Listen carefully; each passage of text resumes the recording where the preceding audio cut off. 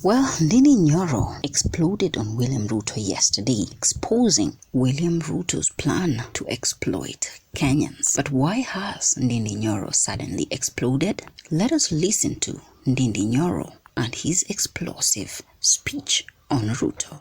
In Kenya, we have seen an individual camouflaging as a Tanzanian, a Kenyan, and buying cement companies. At Yakoba sasa simiti ya Kenya ile mlikuwa mnajua yote. Majina yake yote. Hizo kampuni imenunuliwa na mtu anajifanya ati ni regional investor, lakini huyo ni Mkenya mnaonaga kila siku. That is what politicizing the NSC is. Politicizing NSC ni kununua hizo kampuni za simiti, you politicize them, you come and lie to Kenyans, it's a Tanzanian and it is you. The next thing of politicizing the NSC ni mtu anakuja anasema ananunua media house katika hapa Kenya. Ati anasema a regional investor is buying a media house in Kenya. It's not a regional investor. That company is listed in the NSC. And the person buying the company is not a Tanzanian. It is a Kenyan. And we know you. Na sasa mnataka kuhadaa wa Kenya. And I'm sending this final warning to them.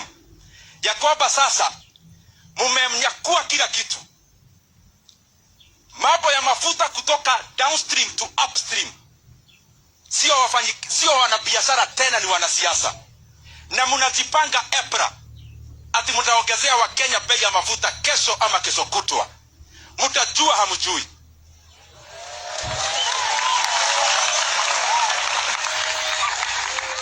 Ati mnajifanya mnaongeza bei ya mafuta, mnasema Iran. Before you tell us about Iran, you'll have to tell us who are the owners of the G2G companies who are fleecing Kenyans of their money. Before you tell us about Iran, tell us about the fuel levy of 7 shillings that you added in 2024. Before you tell us about Iran, muodoe hiyo fuel levy. Before you tell us about Iran, mukuje muodoe VAT ambayo mliongeza ya 8%. From there we can start listening to those Iran stories. Na mukiongeza wa Kenya bei ya mafuta, the following day I am going to tell Kenyans, you people who are involved in the oil business in Kenya, mnajifanya hapa G2G na ni nyinyi. Mnakuja na suti mnasema tunatoa mafuta pale Turkana. Mafuta ya Turkana, mwenye anachipa anaona hii video na anajijua. Na anasema ati anataka kutumia pesa ya umma ajitekee railway ya kuendea mafuta yake yenye ni yeye anachipa. Atumie pesa ya umma kutekeleza railway, sio kusafirisha watu wa Turkana ama kufupisha safari kwa watu wa Turkana, kubebea yeye mafuta yake. We must differentiate between personal ambitions to be the wealthiest person in Africa and the aspirations of our country. We have to differentiate that. Wewe endelea na ambition yako, tajirika, lakini wacha nchi ya Kenya pia iende kwa mienendo yake. Now, we all know that it's official. Ndindi Nyoro and William Ruto fell out long time ago.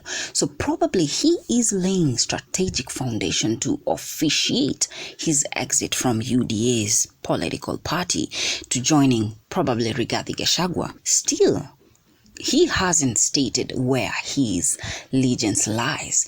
Is he part of Rigathi Gachagua? But we are just speculating that he is going to join Rigathi Gachagua officially, the anti-supporters of the broad-based alliance. We all know that in Mount Kenya right now, everyone is picking a side. If you with William Ruto, definitely it's rejection, heckling, criticized, and no re-election for you. So where does Ndindi Nyoro lie exactly?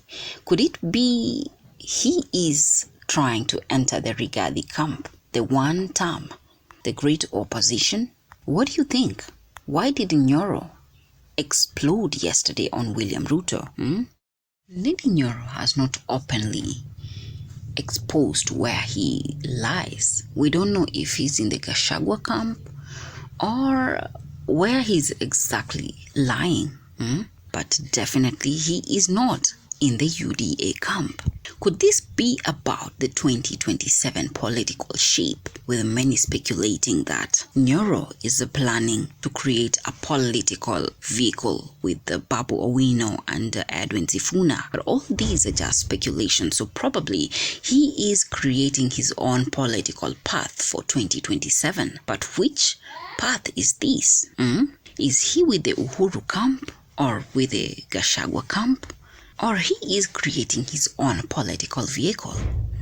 We all know that there are actual possibilities of trying to unify the Mount Kenyan region, Rigathi Gachagua and Uhuru Muigai Kenyatta, after their long differences, and trying to unify all the Mount Kenyan region members into one political vehicle to kick Ruto out of the mountain politics. But could this be a reason? Nyoro is a very smart politician, and he knows exactly how William Ruto operates. Why this sudden explosion? Is it because of the future politics of 2027, or the Mount Kenyan politics shaping up to get to know who is an ally and who is not in their camp, with those in support of William Ruto and those against Rigathi Gachagua? Politics is getting intense. Because definitely Ndindi Nyoro would not be exposing this if he didn't have the evidence. He definitely has the evidence because he is in the government and he has operated with the Ruto side by side. So definitely he knows exactly how he works. Should we say that Ruto is continuously making the wrong decisions? And if he had some of the Mount Kenyan region leaders by his side, then he wouldn't be facing difficulties. These are challenges.